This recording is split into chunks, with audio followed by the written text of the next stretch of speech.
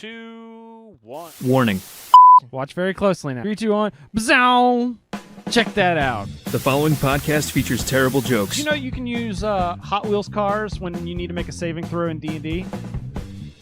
Every car is die-cast. Usually about board games. We want the fun. Gotta have that fun. Must insist that no one attempt to recreate any joke performed on this podcast. We had less technical issues than $1 million company. All right! This is Boards and Swords. Hello out there, everyone, and welcome to Boards and Swords. This is a podcast featuring bad jokes, good folks, and some tabletop games. I'm going to flip this here. Whoop, that is the wrong button. I guess I'm going to have to click the button there. All right, I'm Chris Renshaw. I'm one of your hosts, and over there we have my partner in crime, Mr. Philip Herbig. What's going on, everybody? And then joining us Welcome to this week, beautiful Monday night. Sorry, I didn't give you a chance to actually talk. It's okay. I'll just cry about it later. Joining us this evening, we have Silvio from Loot Studios. How are you doing, sir? Hi, guys. I'm fine. How are you? Doing real good. Thank you for inviting me. Oh, I'm excited. Especially, I saw cards and minis, and so I'm excited. For those so you're from Loot Studios. For anyone that is not aware about Loot Studios, can you give us just like a short elevator pitch on what Loot Studios is? Loot Studios is a studio in Brazil that provides STL files for subscription, either fantasy and sci-fi, and now we are producing our very first miniature card tabletop game. So, very exciting time for us. And we've been doing this for 4 years. Nice. And if the name Loot Studios sounds familiar at all, is that you recently partnered with Fantasy Flight to produce some of the Arkham Horror minis, if I was remembering right. Yes. Yes, we're producing the miniature for the RPG together with Asmodee and Fantasy Flight, and we're having some more things to come as well. Awesome. Well, we'll get more into that as we go along, but first we have some news. So I got no jokes here because just it's been a rough, like, we're still not into the everything, the news coming out, so I had to kind of scrape the bottom of the barrel to get the news stories here. So first story is just they announced free RPG day for 2025. Guess what? It's the same weekend as it was before. All right. You're welcome. So yeah, it was last year. It was held on June 22nd. This year, it's going to be held on June 21st. So no publisher or product information was revealed, but last year Paizo was the most prominent publisher involved. I'm assuming this year it's going to be like just as bad, or just the same. So sounds good to me. At least we have a date. Yeah, at least we have a store now. That too. We didn't have that this time last year. All right. Okay. Now actually I have a joke for this one. Do you think that anyone has gotten so into chemistry that they've changed their name to Albert so they could call themselves an alchemist?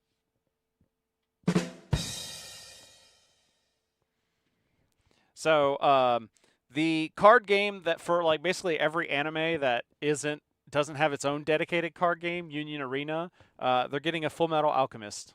I need that. Yeah. Full Metal Alchemist.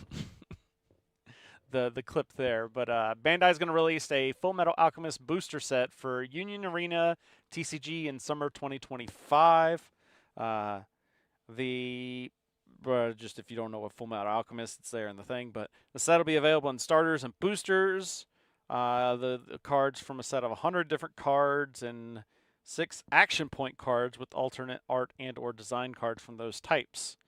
The starter decks will include a 50-card pre-constructed deck with 3 action point cards and play sheet. So street date is July 25th, 2025, about a month after the release of Jujutsu Kaisen Volume 2.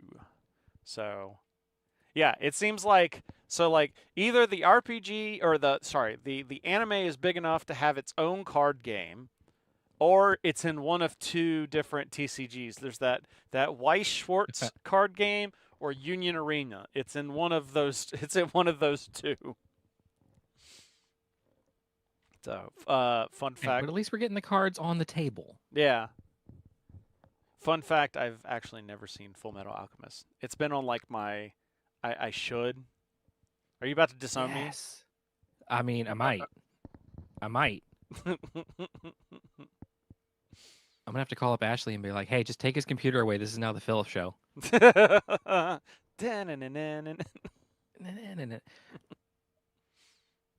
Although there's like a you have to watch Full Metal Alchemist up to a certain point, and then you can kind of stop Oh and no. watch Full Metal Alchemist Brotherhood. Oh, what's that? Well, it's kind of the it's so remember Game of Thrones Yeah. where like they were coming out with like they had already reached where he had stopped writing. Yeah.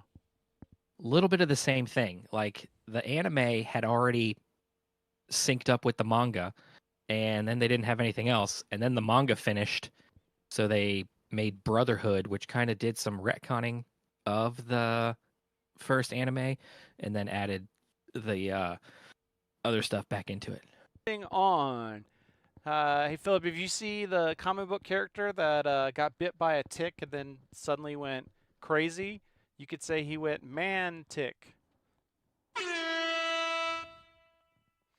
So, Mantic Games put out their like, hey, here's a teaser for everything we've got going on in 2025, and there might be an Assassin's Creed war game in the future. So, Which is the complete opposite of what Assassin's Creed is.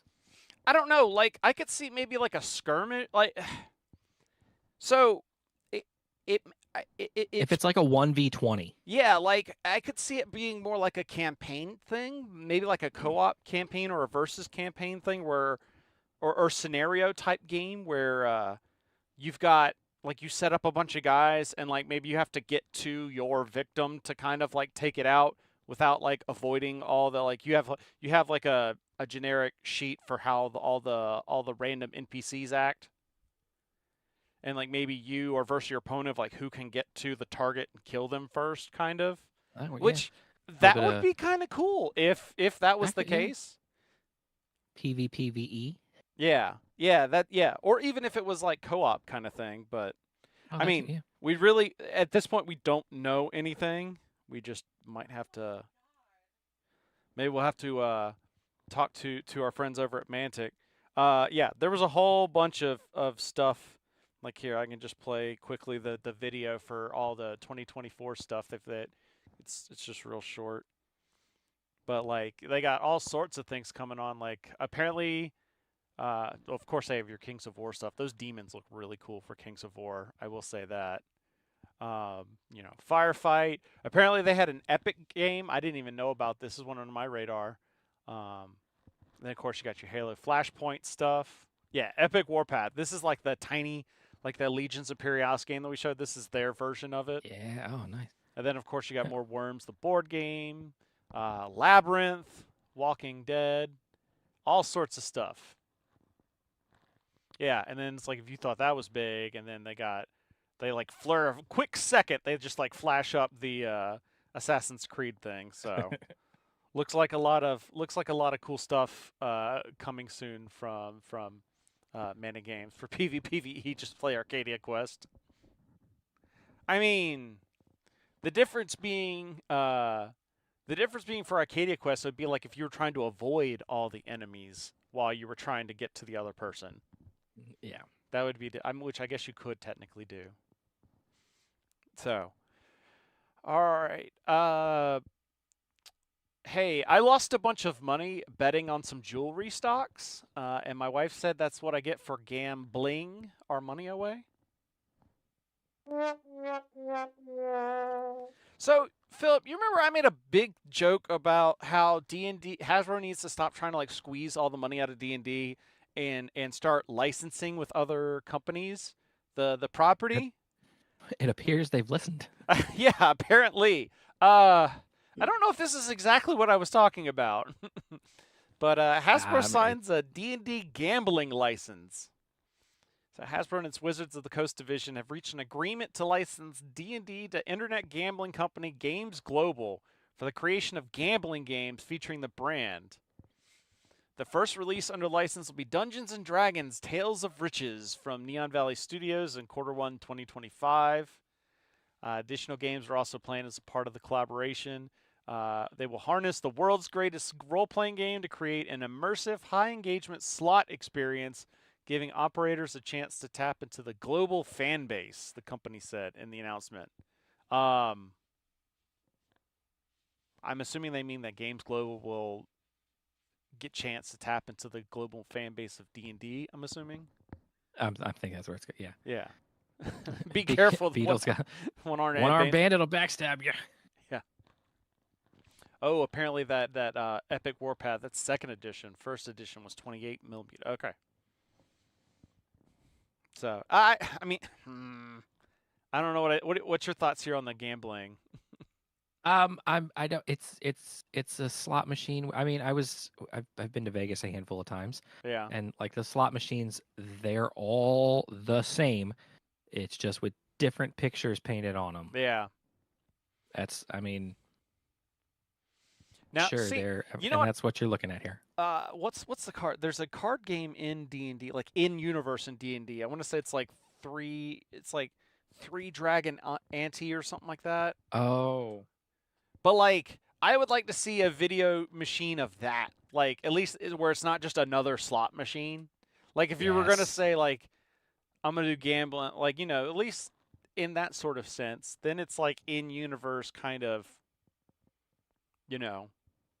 that would be kind of cool because like there's ways of digitally or there's ways of replicating that in D&D, but to have that in the real world, that would make more sense to me. Yeah. Hopefully the slot machine doesn't turn out to be a mimic. That's the risk you take, when you play. As soon as you lose all your money, it turns into a mimic. No. It turns into a mimic when you're on a streak. Oh, that one too. Yeah. When the house knows you're about to. Yeah, exactly. When you're about to cash out. When you go to hit the cash out button, that's when it turns into a mimic. Dagger's 3-card ante. Daggers 3. Okay, there we go. Someone also had gladiator dice. I think there's actually a couple of games, but that would Yeah. make more sense to me. But I guess you have to start with a slot machine because everybody has a slot machine. It's. I don't want to say it's the simplest form of it, but it's like it's the simplest electronic. Yeah. Hell, we had a. It was a piggy bank that was a slot machine, and when you hit the jackpot, it spit all your coins back out. At you. Your own money. Yeah. Oh man. All right, last story. That looks good. The local creek around here flooded, and the only thing that we could do to stop the water was to stack up all the firearms that our neighbors had. It made quite the gun dam. So I got to tell you, this made my Saturday. we were in the middle of playing BattleTech, and I was like, "Stop everything!" Actually, we hadn't started yet. It was like the beginning of the day, because it was like this was the crew for it. So Bandai announces a Gundam Assemble miniatures game, and I've got a webpage here that's from Sprues and Brews that talks about kind of everything we know so far. But yeah, we've got a Gundam official Gundam miniatures game. So basically I will caveat by saying there is rules out there for playing miniature games one-on-one with like the full Gunpla kits, the standard Gunpla kits. This is different. This is an official licensed rule set, and it uses. Let me see on the page here. Gundam Assemble, where it's got two-inch figures. Basically, you're looking at kind of BattleTech-ish size for your minis, and it's hex bases. Oh, is this just all the same picture? There we go. They've showed off a couple pictures of what they've got here, like the regular Gundam, Zaku, the Wing Gundam Zero, Gundam Ariel, Kapul, and the Archangel, which that was surprising because it means we got ship possibilities as well, where the Archangel takes like 3 bases on there. Here's a couple of photos of kind of showing what the board looks like. So it is a smaller kind of board. I would probably guess that's maybe either a 2x2 or a 3x3 board. But the weird part is they show it also on the card game. So we talked about the Gundam TCG, and there's gonna be some sort of crossover with it, but they haven't really fully made clear what that crossover is. Like one of the pictures I saw showed the Gundams like on top of their cards in the card game. So I don't know if there's going to be something. Yeah, here it is. There's that. That's the picture. And I was talking about where it shows them kind of. So maybe there's like you can take the. I mean, maybe it's promotion for the game. Is maybe the first Gundam decks will come with the mini, and then to get you interested in the minis game. That's kind of like my marketing brain thinking about that. I could see that, yeah. But the kits are going to be actual Gunpla kits, even though, like I said, they're like 2-inch minis. But they're going to be, on a sprue like you would build your normal minis or your normal, well, I guess your normal minis, but also your normal Gundams. Although it looks like probably not colored since it's all going to be probably one sprue. Yeah. But that is exciting just because Gundam sprues are so much better than like GW sprues. And anybody that's ever put together a Gundam model will tell you that.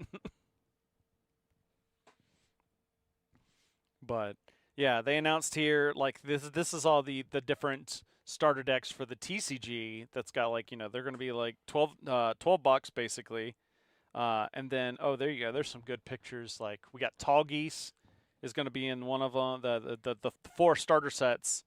That looks like Strike. I think that's either Strike or Freedom Gundam over there in the Seed Strike. Zeon's Rush has got the Zaku, and then Wings of Advance has got the Tall Geese, and then Heroic Beginnings is your classic Gundam. And then is it? Okay, so it's just those pictures. But then I saw somewhere it was like $34.99 was the was the version that had the cards and the mini in it is what I think I saw. Oh, Rusted Beetle brings out a good point. The minis could come with an exclusive character card.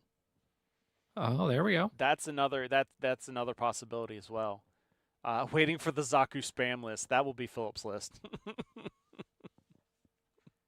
No way, man.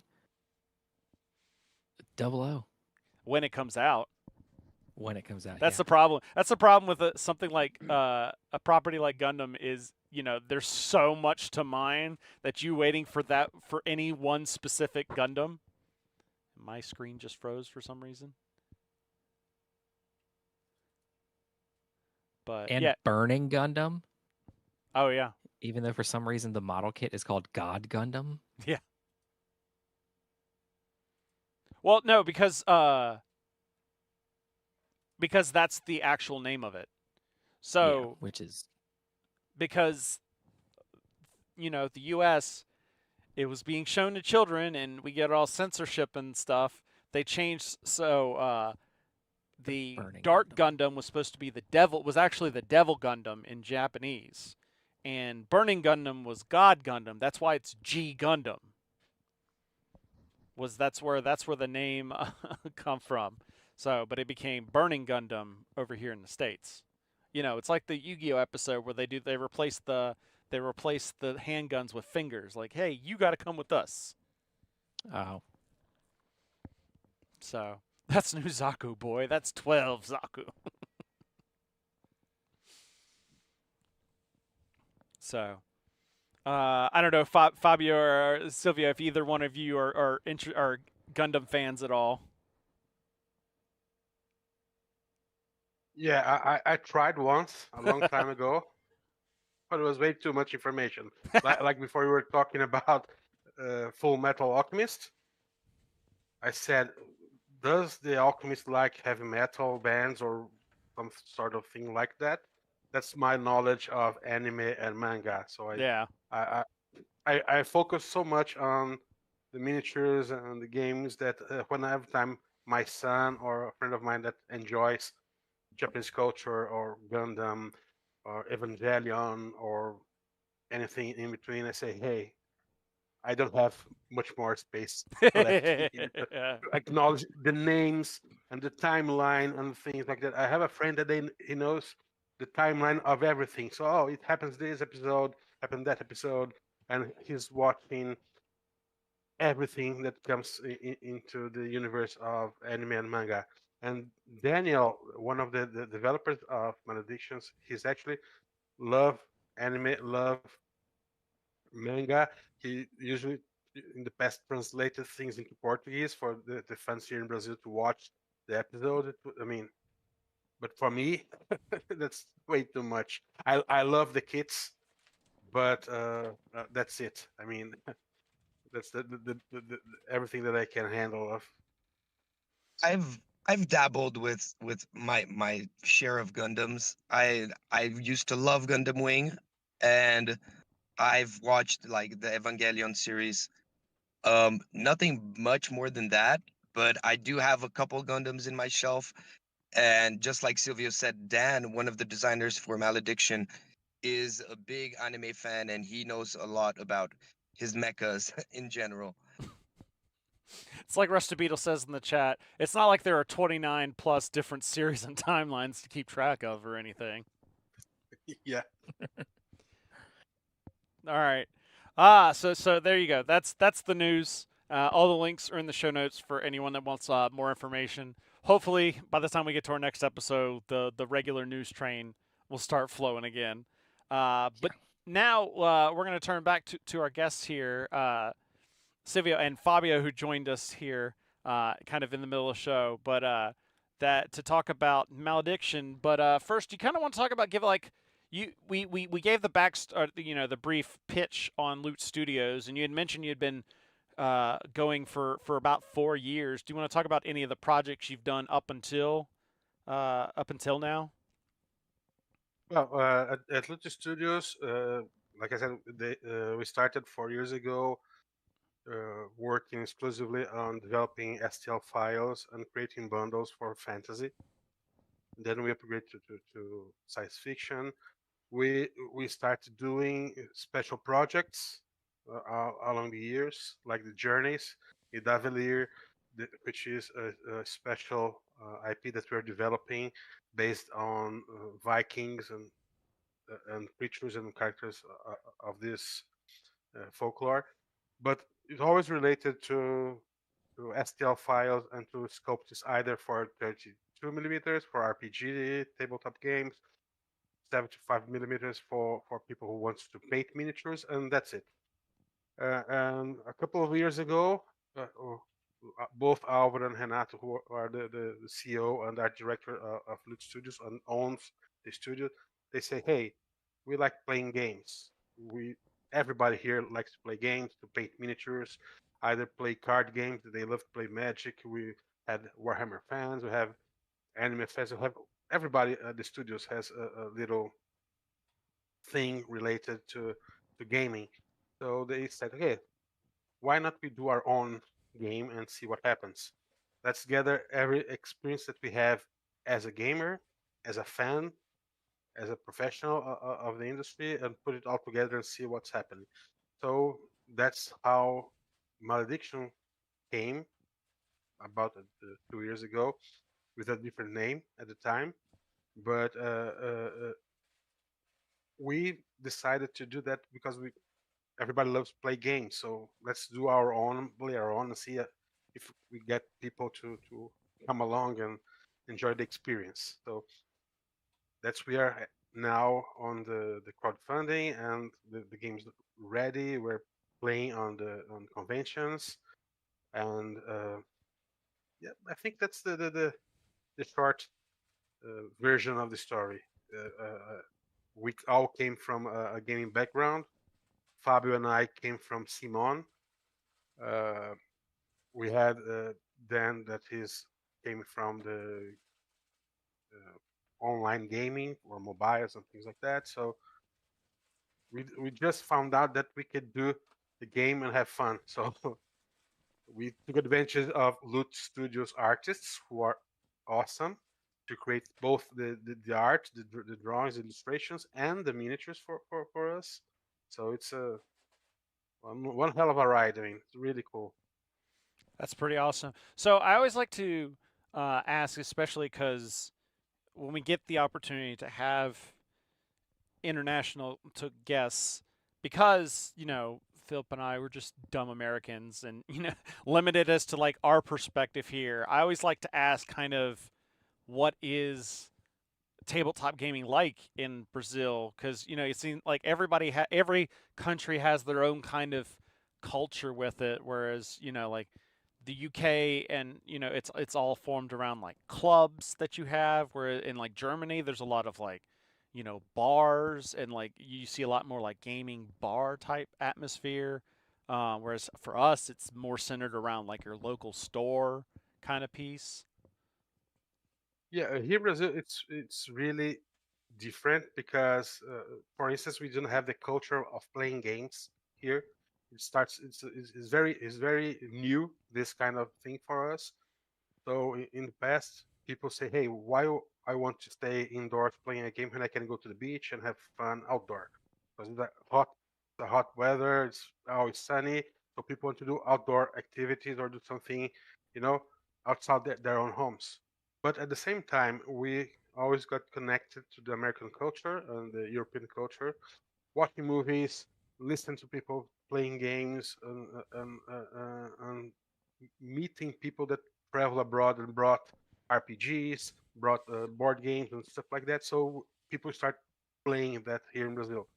So we had a few editors that since the 90s start betting on tabletop RPGs, betting on board games, and now we got some kind of more mature audience Mm-hmm. for the Brazil perspective, and we started having a lot of fun in conventions and shows that take place here in Brazil. For instance, we do have a huge convention called Comic Con Experience, which is already bigger than Comic Con in US Nice. in the audience.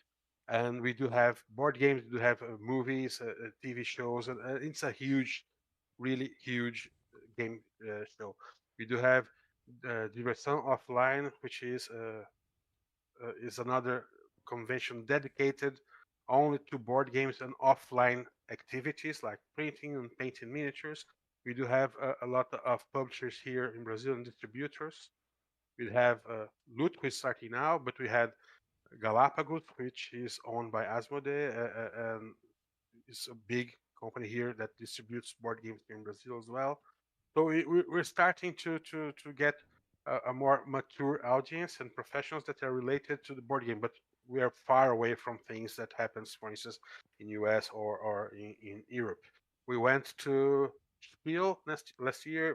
We went to Gen Con, PAX Unplugged, and we went to Adepticon, and we see that there's some things that we already achieved Yeah. with the audience, but we see a lot of possibilities that are yet to come. We see a lot of people, a lot of studios, a lot of small business, and we still have this growing here in Brazil. Professional painters, it's difficult to find here, for instance. We had just a few of them. Um, People that worked on conventions to do demos and things like that. So we're still growing, but we are always aiming for both US and Europe examples of a good thing to do. We, I think that's it, right, Fabio? I don't think I'm missing something. Uh, yeah. I think that the main difference here for a consumer is that if you want to buy new games, there's less variety, right? If you're in the USA or in Europe, um, there's just so many options, and I think sometimes you're even overwhelmed, right?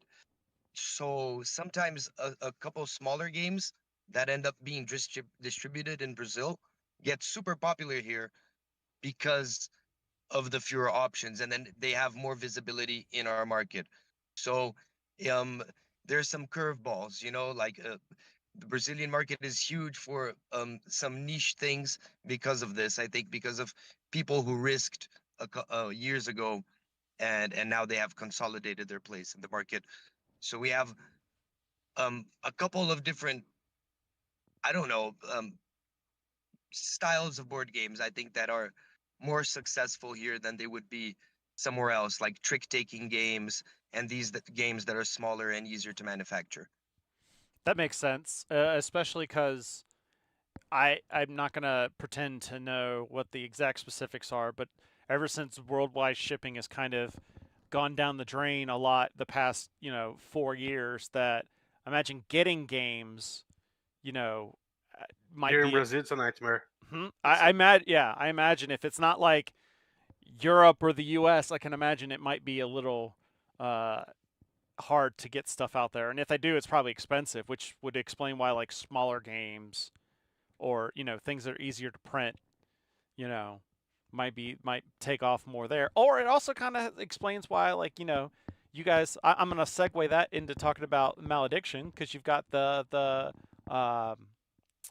STL minis that you can just print wherever. You don't need to buy them from a specific store. Yeah, exactly. When talking about games and buying games here, especially here in Brazil, if you want to buy something from abroad and ship to Brazil, usually doubles the price of the game with Oh, I can taxes and all imagine. this stuff. So if I'm buying a $100 game, which it's not, it's expensive for us, it will end up being I'm paying double because of the taxes and shipping and all that stuff. And we do have issues in receiving, issues that sometimes it takes too long to get. So it's complicated, and that's our reality. But when we start thinking about Malediction, we always focus it not on our reality, but on the whole environment. So having the STL files, it makes things easier for you to play the game. You print whatever you want, how many times you want, and you can pick the miniatures that you want to print and play. You won't have to buy a big heavy box and use just half of the miniatures, and the other half is going to be to your great pile of shame on the side of your desk. So you play the game, you check your strategy and say, okay, I'm going to use those guys here. Let's print it and enjoy it and have fun. So Awesome. Yeah, what I really think is interesting about Malediction in this is not only because of like us Brazilians want to try something that may be more affordable or not, but um it's also for everyone everywhere, right? Where the fact that there are reduced shipping costs because there's not that much plastic and all these things, you're actually getting a lot of value for your box here in the amount of miniatures you get through STL files. Awesome. So, I guess I should have get it. So the pit. What would be the pitch then for Malediction as far as so it's a minis game, it's a card game, it's kind of all of the above. It's when LCGs, TCG style games meet miniature skirmish war games. Nice. Awesome. So, Um, there is no part of like you know what cards you're going to get in your box. There's no surprise. There are no booster packs. But the game mechanics of these card games, and this aspect of deck building and using spells, alongside the fact that you are doing tactical um, maneuvering and positioning in the game. Awesome. And this is a based on what I was looking at. It's going to be on Game Found soon, like in the next week or two, right? Yeah. That's the kind of the current status where we are. Yes, we're aiming for January 20th, starting the campaign. It's gonna be a 14-ish campaign days, and we are very very excited about it. So, like I said, it's our first time with everything. We also we are dedicating ourselves to get the best quality on the products, on the cards, on the punch board, on the dice, and everything, so people can enjoy the game as they want. So you don't have to print everything at once. You can play with the standees and check what's best for you, what's best faction, what's the best game style, and that's it.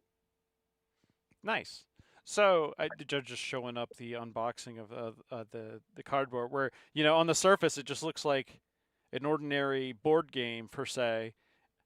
Just what so even if you don't have access to a 3D printer, it looks like there's plenty of standees and such in the set to kind of help you get started. Or am I seeing that wrong? Yeah, it comes with enough standees for you to customize all the possible decks in the current factions, obviously until new expansions come. And also they have enough bases and even a couple of spare bases. So if you do buy expansions, you can already use the new expansions you bought in the bases you already have. So there's a lot of option for you to tinker around with the units. And every card that you have that can summon a unit will come with a corresponding standee and also an STL file. I like that Yeah, because go ahead. one of the things that I'd like to highlight is that when you're talking about the box, it's everything that you need to play your faction or your army. And you had the cards, you have the starter deck. You also had a side deck with extra cards for you to shuffle and to create your strategy. You do have the standees for the creatures. You do have the punch board for the terrains as well, because the terrains also get an influence on the game while you're playing. So there are terrains that help you in the movement or in shooting. Other one drains your life while you're standing on the terrain. So it's you had to walk around on the gaming area to beat the opponent. And this is something that I see and I like about the game. You don't have just, oh, I have a shooting faction, so I'm gonna stay here on the bottom of the gaming area, just shooting until my opponent dies. No, you have to walk around. You have to do things on the board to get the relics to upgrade your army. You have to take advantage or not about the terrain. So this is really really cool. So once you get the box, you get everything that you need to create everything for your faction: terrains, miniatures, spells, tusks, everything. Man, And it, I feel like you're eavesdropping on my screen here because I just happened to have pulled up. I was flipping through the images and I'm like, Philip, look how amazing this terrain setup looks. I'm yeah, I'm loving this stuff. Yeah, I'm flipping through it too, man. This is great. this is from the Conclave of the Spheres. It's really cool. But the really one that people really freak out is the giant, the dead giant. Oh, yeah, I missed Yeah, that. this one is, Of oh course. boy, this one's from Primal Blood. This is really wicked. I mean, Oh, see that printed on the table? It's it, really impressive. Yeah, I'd imagine so, and especially like depending on how you end up painting it. I've seen a lot of cool gore effect stuff done. So there's a couple of products like I don't know. Have you guys ever messed with like the Dirty Down gore or the dirty? They use it for it's a little thing for Rust, and they recently made a Yeah, gore one. ones. No, I don't. I'm curious now. I really like to see that. But it's like a plasticky kind of it comes in a bottle, like a paint, and it's Mhm. like an elasticy sort of material that you could just kind of take it and like goop it between a couple places, and it's already stained red and whatever. So you can Oh get wow. some of those cool effects without having to be like a master painter kind of. I'm old school. I used to do that using Uhu glue and virtual painting and everything from my kitchen and from the scrapyard to create gore and stuff like that. That's And exactly now it what this just is has designed one to simple bottle replace. and It's designed to So replace the kind basically, of the Silvio Uhu glue. became the master painter, right? And So yeah, that's just what I thought about when I saw that. It just that immediately came into my mind. Um, Now I got to make a spot here. I'm kind of overwhelmed just looking through everything on here. So there's already a whole couple of, it looks like 4 factions, at least in some of the media images I'm seeing here. Is that just kind of out of the gate what you're expecting? yeah, out of the gate, we'll have 4 factions. Um, like Silvio said, each box will get you everything you need to play with a single faction. Also, there will be seekers, which are the champions that lead your armies that can tap into multiple factions. So stay tuned and keep a look on our website to learn more about that and on the game found.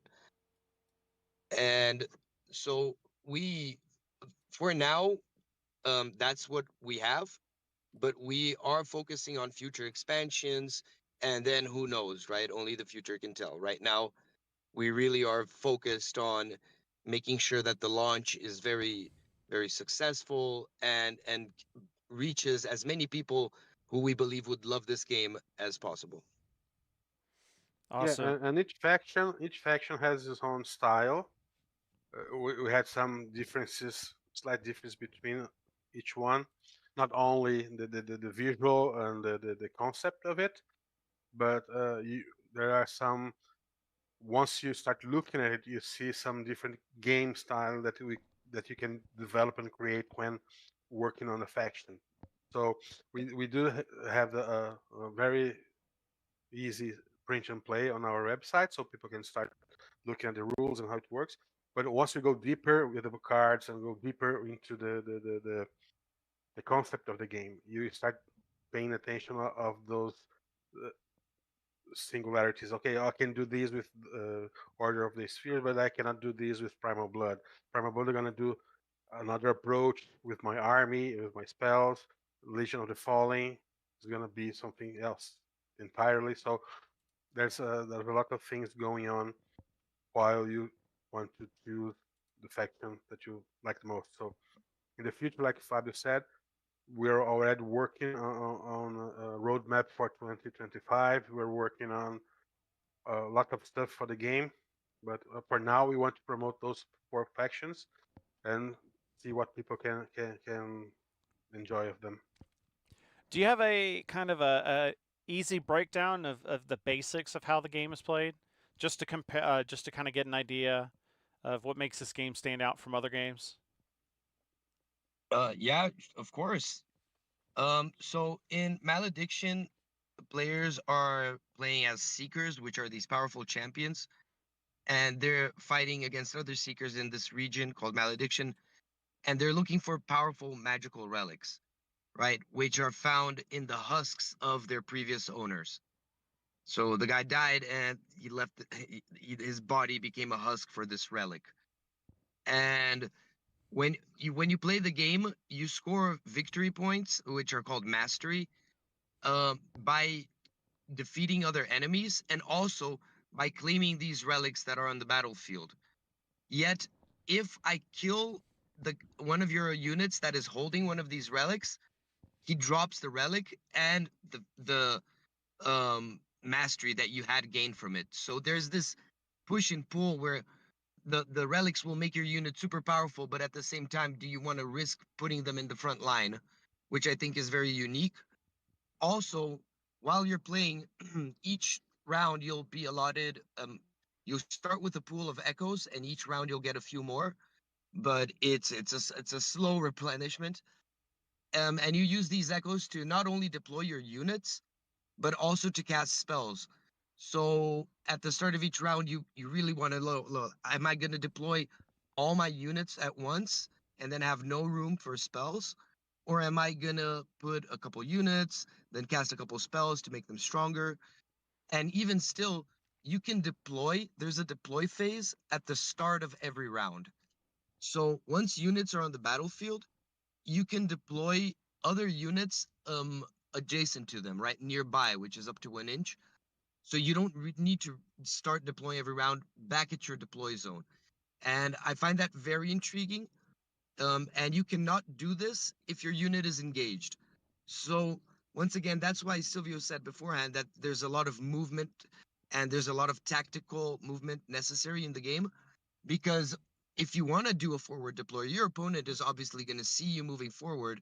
So do you activate that guy first and then he becomes engaged by an opponent? Like what are your choices? How do you position your guys so not only are they fighting, but they're also bringing in reinforcements to the battlefield? And I think that is what makes Malediction unique. And of course, I'm seeing dice in here. I love me some dice. It looks like D20s. Yep, D20s. The attack sequence, like the attack roll itself, is very simple and straightforward. The damage step is really interesting because if you score a hit, you do the damage. But if you there's no such thing as a miss.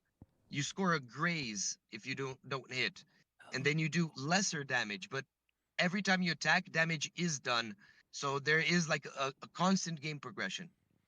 It's like the D&D where you get when you get missed by the dragon, it's just half damage instead of the whole damage. Yeah. But for everyone, Right.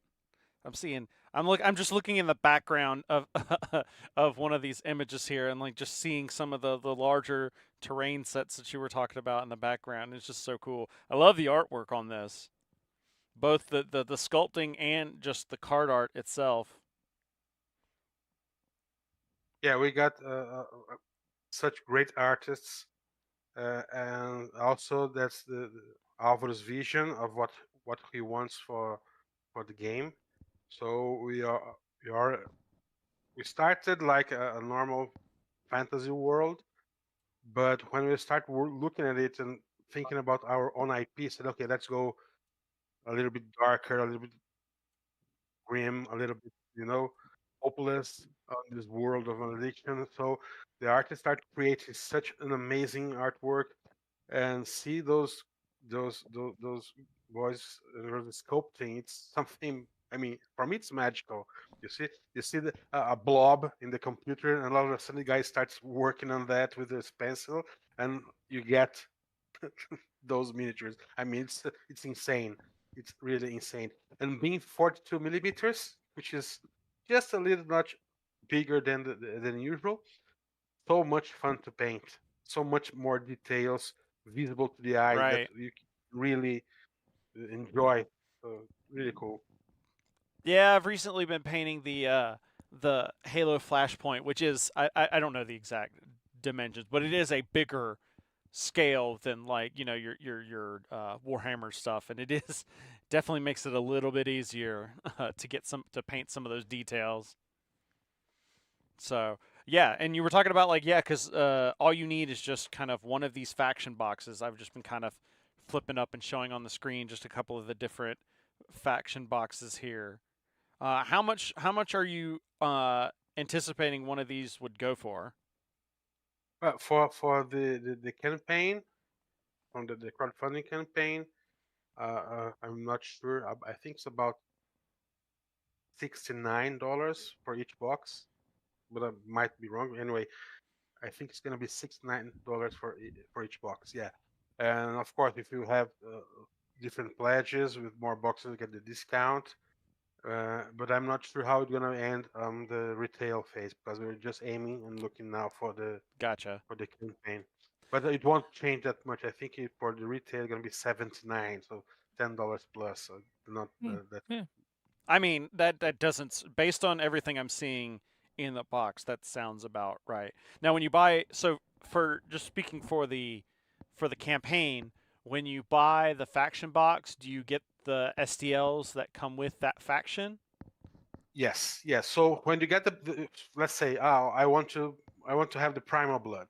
You get the box, and you already had the code to download the miniatures, the husks, and the scenarios for Primal Blood. Oh, I want to have the Primal Blood and Conclave. Each box has its own code for downloading the miniatures, husks, and scenarios.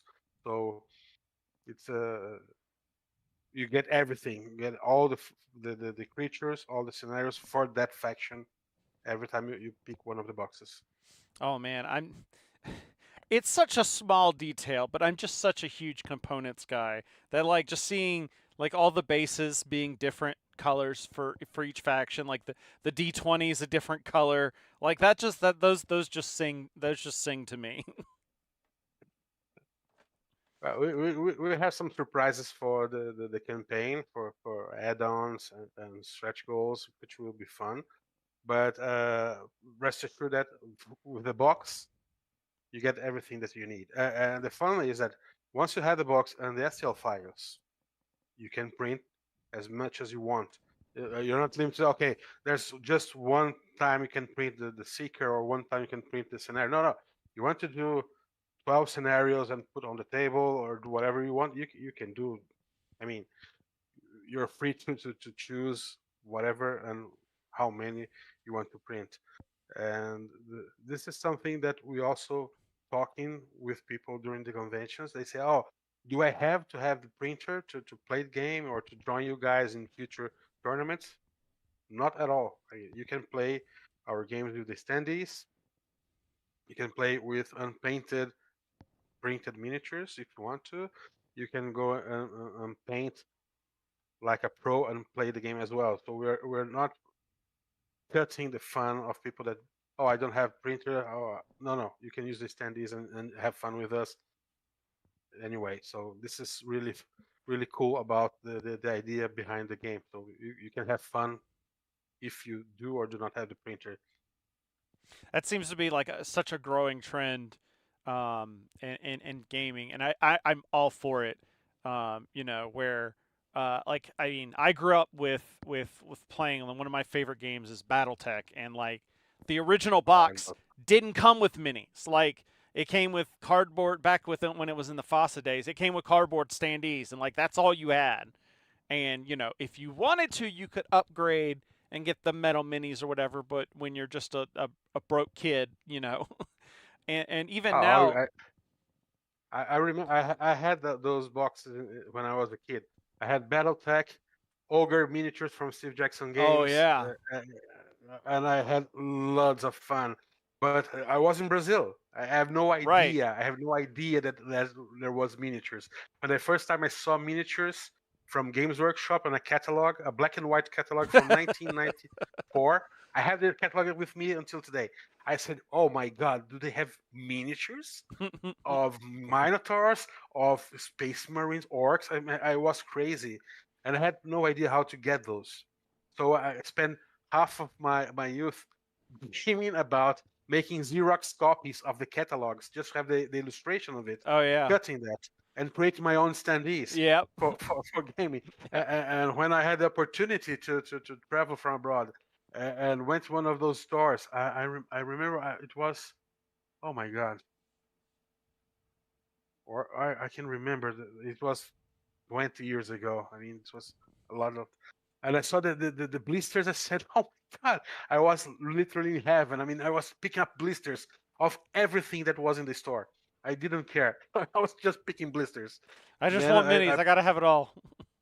yeah, man. I mean, man, when I had to pay the bill, well, wow, it was crazy. But anyway, I had fun. I had fun. Lots of people want to buy when they go abroad, buy wine, whiskey, clothes. I bought miniatures.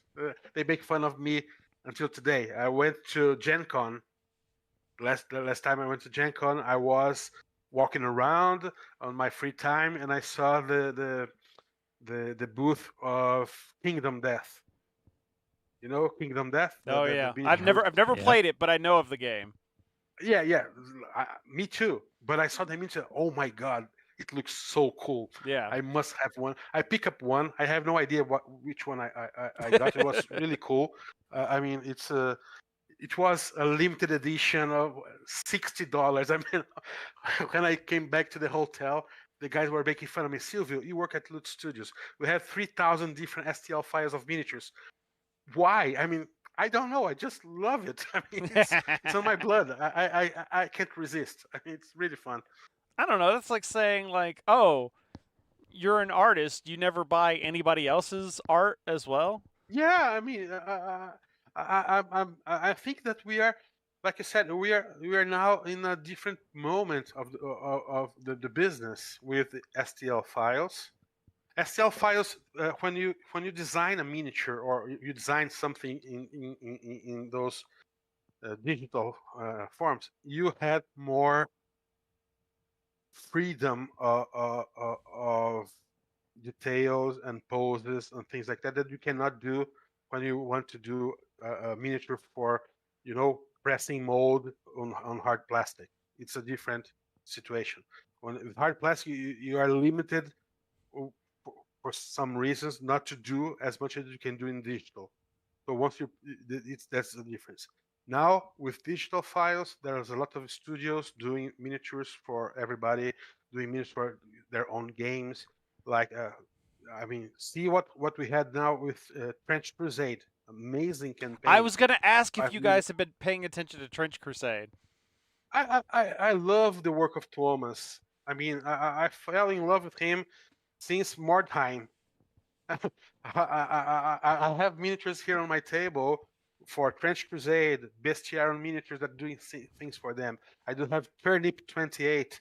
I love the design of Hieronymus doing the Turnip miniatures as well. So I'm open. I always, you know, wants to look at what people are doing because it's inspiring. It's Yeah. really cool. I mean, how not to be happy to see an indie campaign like Trench Crusade getting $5 million on their crowdfunding. I mean, Yeah. I was so happy to see that. I was one of the backers. I said, "Oh, those guys are doing a fantastic job. It's a really nice setting, like World War One with demons, cloning Jesus. I mean, wow! They were very bold in doing that. So it's a really new golden era that are people doing a lot of stuff. We are doing a game for the first time. I mean, we're able to do that, to create and had the opportunity to show that to an audience that we couldn't do in the past. Now with the crowdfunding, be it we're doing it at GameFound, but we have GameFound, we got Kickstarter, we got a lot of things here in Brazil as well. Having the opportunity to reach out more people and present our games and finding people that are connecting the same ideas with us that like the things that we are doing. This is fantastic. I mean, I think it's the first time that we can actually do that. And I'm working with RPGs and board games since 1993. I mean, it's a new era of cool, really, really cool stuff now. We didn't have you guys in the past. We didn't have the opportunity to talk to people Right. on YouTube or Discord or Reddit. I mean, now we have a lot of channels. I can reach people everywhere in the world. I mean, it's fantastic. Yeah, and it's something that it's really funny because like if you had talked like say like 5 years ago to maybe like someone or even I guess even today depending if you talk to someone that like GW or something and STLs and stuff like that, they'd be like, "Oh, no, we'll never do something like that because it just people will pirate it and then we'll lose money and blah blah blah." But you're seeing, I think what you're seeing is a lot. Not, I won't say a lot because there are still plenty of people buying and playing Warhammer 40K, all those big names. But I think people that have been playing minis games a lot are getting kind of tired of the big names. So, like when an indie product comes along that's doing something different, where and like trust its community enough to be like, look, here's a thing, you know, like Trench Crusade, where Exactly. it's like you don't have to use their minis either. Like it's a mini agnostic game. They're just like, we designed a game. If you want to use these really cool minis that we had designed, and everybody's like, hell yeah, we want to use those really cool minis, and or something like this where like also you like I swear if you go in like the board game subreddits and stuff like that, you'll see people talk about every time there's a new CMON game or something or a big game that's like just about its minis, people be like, I wish they offered versions that didn't have the minis where it's like I don't care, some people don't care about the plastic. They'd be like, that game looks cool. I don't want to pay $150 for a box of Exactly. minis. We had this exact discussion with one of the comments that appeared, I think, on the Game Found page. I cannot be sure where it goes. That the guy said, "Hey, I really like the game, but I don't like the gore miniatures of Primal Blood. I really like the terrain." But I said, "Hey, you don't have to print it. Use the standees. You don't have to print and use the STL files if you want to play the game. You can also pick up another faction, like you have the Conclave of the Spheres, you have the Tetris Throne, the Order.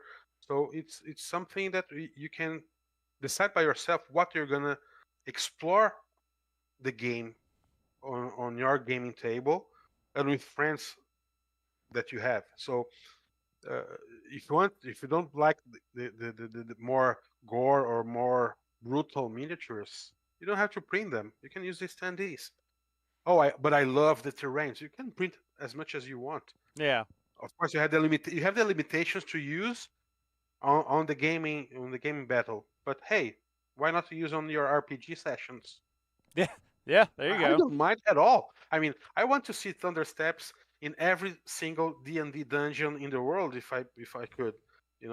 I can see I see Polymorph or I see Vorendal and another characters from Malediction being part of RPG campaign because they are really cool. I mean, when Lutz just decided to do a fantasy bundle, the amount of research and the amount of drawing back and forth and discussion and patch that they do until they had the final product, when you see that, say, hey man, we could use this anywhere we want because it's so freaking cool. I mean, the same thing with Malediction. You can play the game and have fun and don't print a single miniature. You can print dozens of them and use it on Malediction and use it on your RPG section. That will be cool as well. I mean, so this is really really nice of the hobby right now. I mean, you can do so many things. So cool. Yeah, I'm looking. I went back to the picture and looking at some of the terrain pieces in the background. I can easily see like most of these in like a Age of Sigmar game. Just laying around the board as terrain pieces. Hmm. Like Yeah, I all mean, those different tables we saw at Nova. Yes. Yeah, Rusty Beetle talks to the chat room that Traders Galaxy started a tribe on My Mini Factory last year. After swelling, he wouldn't sell STLs because it would be pirated immediately and end his business. And we just had the 1 year anniversary. He's still in business and now has 2 different tribes going. So I just well, that's one thing that we cannot fight, which is piracy. It's always been there. I mean, we had people here in Brazil when we started playing RPGs. We couldn't buy the books. yeah. There was no book here, and we had a internal quote that we had a Xerox generation of RPG players because we couldn't find I want to buy it, but if I go to every single store, bookstore or hobby store, hey, do you have Vampire the Masquerade? The guy said, what? Or do you have D&D guide for monsters or whatever? The guy said, look at us as what he's talking about. Like I remember one quote from Dark Tower that the guy goes to a store. Hey, do you have RPGs? Hey, come see the Satanist. That was the feeling that I had when I went to buy RPG here in Brazil. The guy looked at me and say, "What you're talking about?" So we had the Xerox copy. You do have people doing piracy with the big names. You had people doing piracy with Games Workshop, with with everything. They but you have to see that you do have people that believe in the market and believe in the companies and believe in the professionals and want to see things growing, and that's what we are doing. We're doing this for them because we also have to respect them and do things that first we're not trying to rip them off. We're not lying. We're not doing schemes, and we want to make things that people can enjoy. So there's also a market for that. I mean, piracy. Well, there's always going to be. Yeah. Uh, But so what I've seen is you basically have like two forms of people that pirate stuff. There's either like you can't get it, which is or it's hard to get, and that's where you're talking about like back when yeah, Xeroxing stuff, or like with streaming services when people make it like locked behind a billion different paywalls to like be able to watch something. Or the second version is just people that weren't going to buy your stuff anyways, and there's nothing you can do about that. So, like you said, there's nothing you can do about it. So but let's look at the bright side. So, as long as you just make it available, then you wouldn't download a car. Rustin Beetle says, which is not true. I totally would download a car. 100%. Oh man. So like you said, so later this month, we'll have the game found go live. yeah. What's your target for when because it looks like a lot of this looks already done, on here. What's your target for getting this out? I mean, the game it's the game and the files, they are all done. We do have a first run of printing the game to send to a few influencers and journalists Right. and we do have a special first edition that we're gonna use during the campaign, and the campaign's aimed for the massive production of the game for the broader audience, retailers and stuff like that. So once we finish the campaign, I think that we will have boxes being produced already, so you won't take much time to get the box from the crowdfunding campaign. So we're talking about January, February, March, April, June, maybe. Oh The box wow. hitting. Yes, yeah. It won't take a year. It's everything. We do believe in our product, and we do love what we're doing. So we just start ahead. Say we're gonna do. For instance, we are doing the cards with Cartamundi, who Right. produces Arcana, Match. So the quality is top notch. Yeah. Once you get the cards, that will be your badge to go into the official game tournaments that you're gonna have in the future. That's what proves that you have the original game. So uh, we're doing this. We already prepared the manual, the lore, everything on the box is final and it's ready. So we are start producing this first round, this first run, which is smaller because we just don't have the whole money to produce everything that we want to produce for the gamers.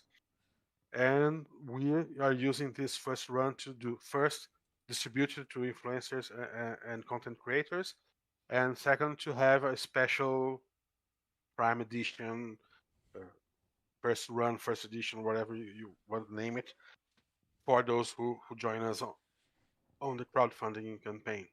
And if we get more people there are gonna be a few, maybe 2 or 3 thousand lucky guys that we're gonna have the box, which is the first run, and then we're gonna have the production.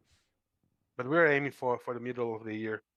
Awesome. You have to produce it. You have Right. There's just to make the everything.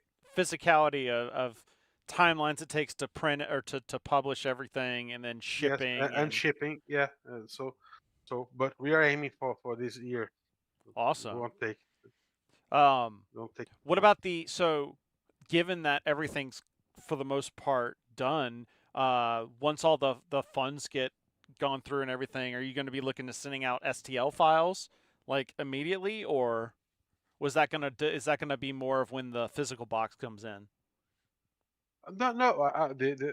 I'm not sure how it's gonna work because once you get the crowdfunding, you have the process of acknowledging who paid for the product, what Right. product they paid for.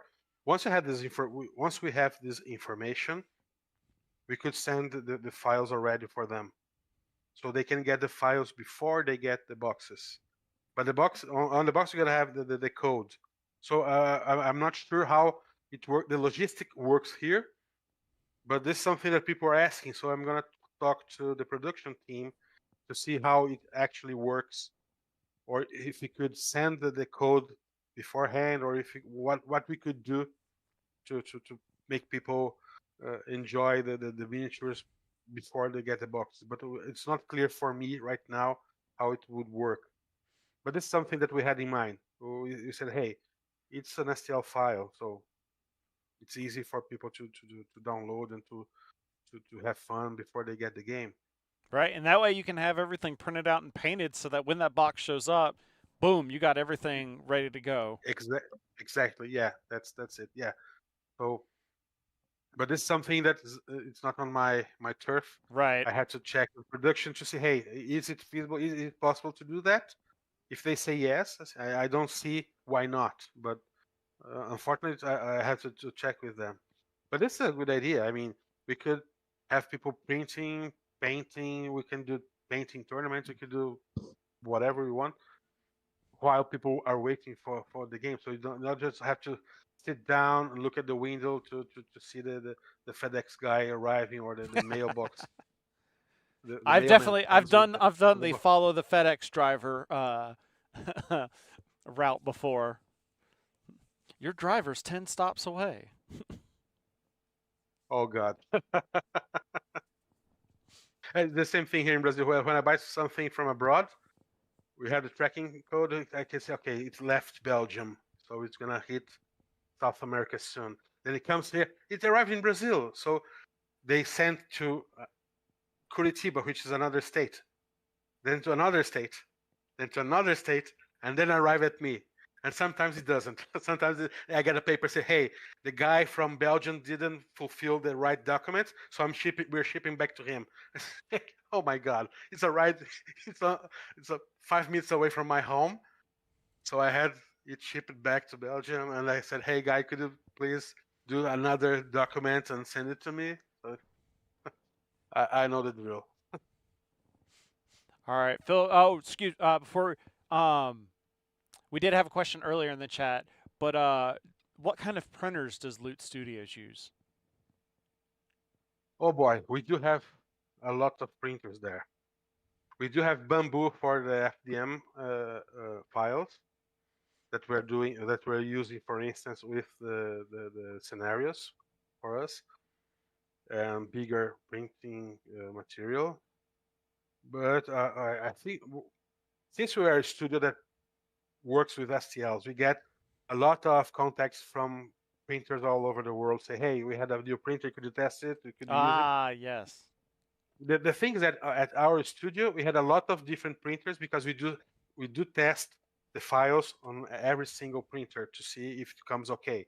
So I have my own printer is a very common, not even 4K printer that I printed some stuff. Okay, this is cool. It works for Malediction pretty well. 4K, 80K, of course, gonna have more crispy details, but we are aiming to get those miniatures to be able to be printed in any kind of printers that you might want. Of course, it's very different for you to print on a resin printer, something that's designated for resin, Mm-hmm. and using on FDM.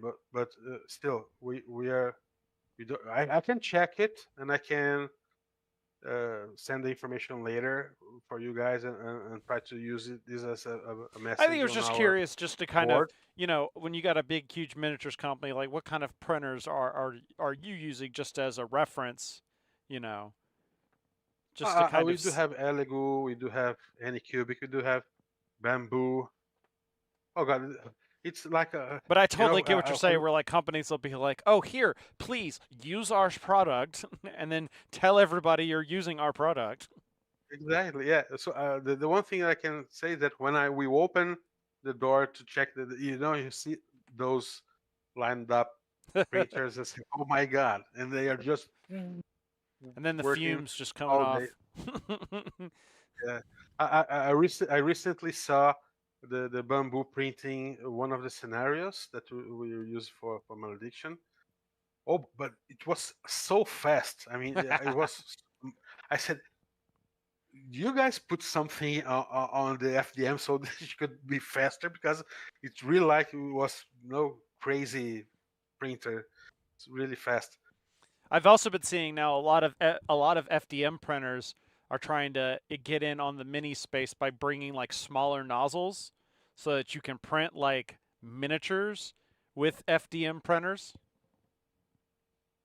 I saw that. I read something about it, but the thing is that one of the things that Loot Studios is proud of is that we are very attend to the details and to everything that you could put on the miniature and doing the miniature on a very realistic proportion. It's okay. It's difficult to say realistic proportion of a beholder because we don't have such a thing. But still, we're not using those more comic or more, out of proportion stuff. So for a FDM, you're gonna be a hell of a challenge. So I have no idea. We do have people at the studio which is really professionals about knowing about everything printer wise. I'm not one of them. I suck. I mean, sometimes I want to print something. I said, it's like my mom using iPhone. Yeah. She knows how to pick up the phone, but all those buttons, she doesn't know anything. That's me with the printers. I'm still learning. It's a shame to say that, but well, it's something that now I'm having fun and learning. But we do have even a series of videos teaching how to print. So it's something that now I'm getting used to and learning a little bit more. But we do have a lot of people there that they can explain you what nozzle, what kind of mix that you use for the resin. Okay, 20% of this kind of resin, 30% of that, a dash of whiskey, two bottles of beer, and you put all together, and that's the miniature print. So for me, it's like magic. Like I'm still learning. All right, Philip. So we print out Loot the Studios already. I'm sorry to interrupt. Uh, Loot Studios already because of the STL files that they already do and they already support. If anyone wants to get into 3D printing and learn all of this, there's already a plethora of resources that Loot Studio already has and can provide you. Yeah, like we mentioned earlier, Nice. I think it was before you jumped on that like all the Arkham horror minis had been from recently had been done from Loot Studios. So there's a whole bunch of other stuff if you want to see the history of work that they've done. Oh man, Phil, I just had the idea. I was like, okay, so we print the minis, right? And then you make a silicon mold from the print, and then now just his whiskey comment got me thinking like, okay, Ah, like then we start making ice cubes. start making ice cubes and then use those for the minis and like you just or candy so you just eat the mini when it dies.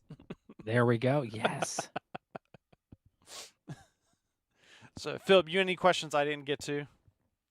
No. I mean, I've been flipping through the chat, and we're on top of it, man.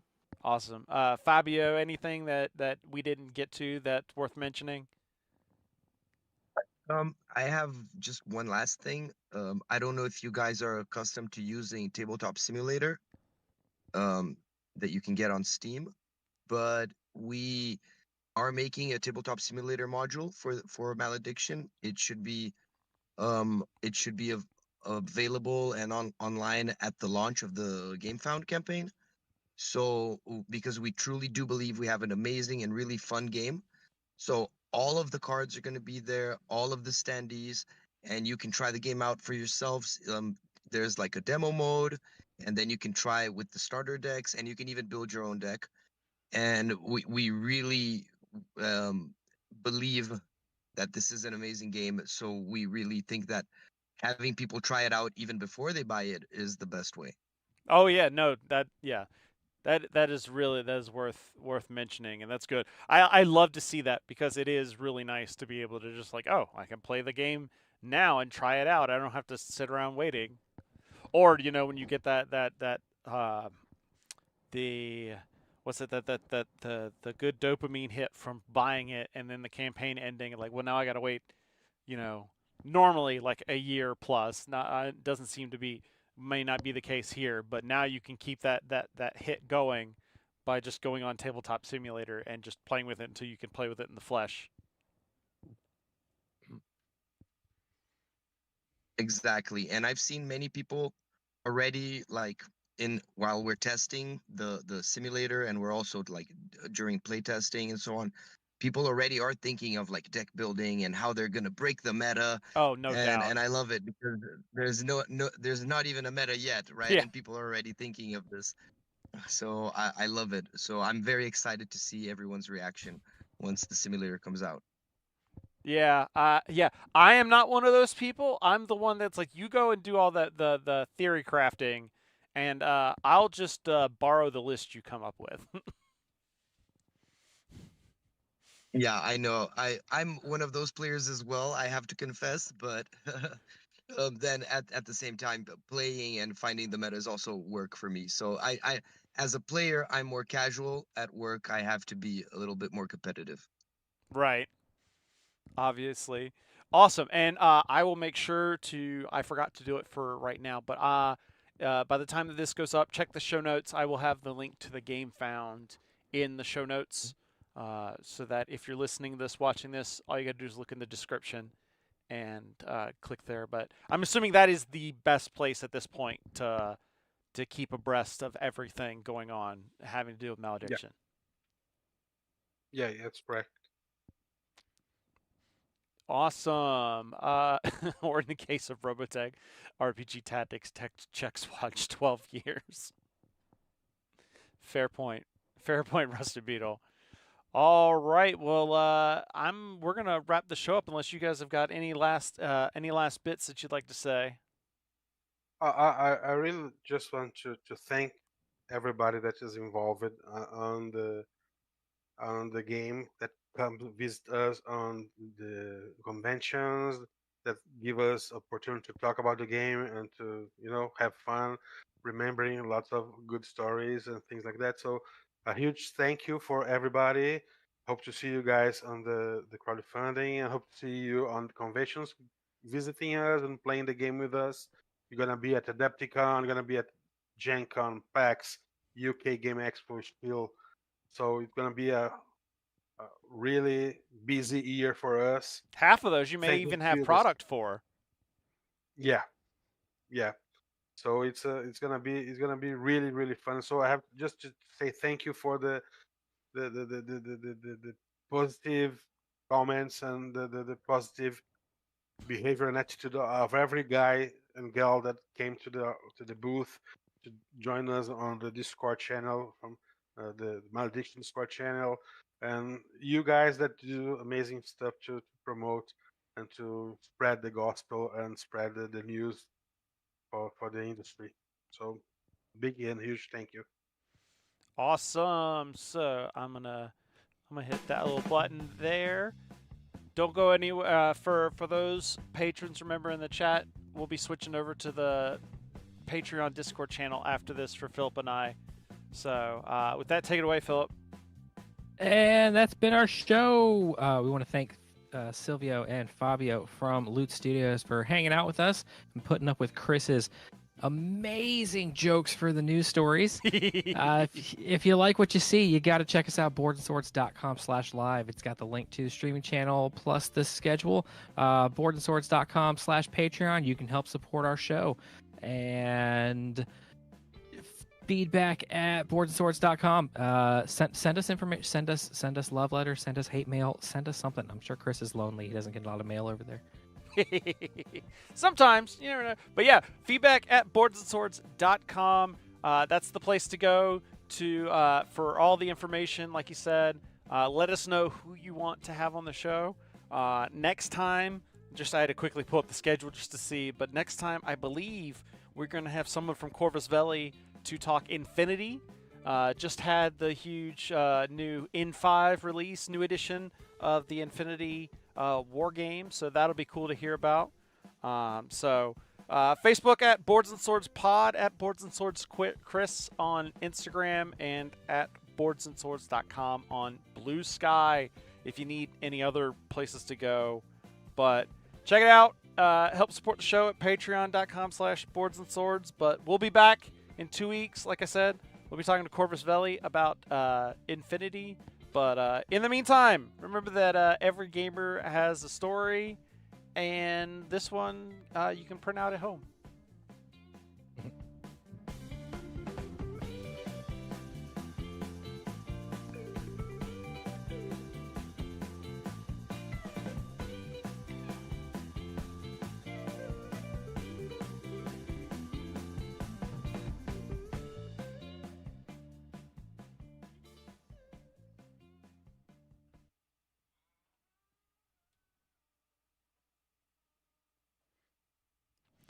All right.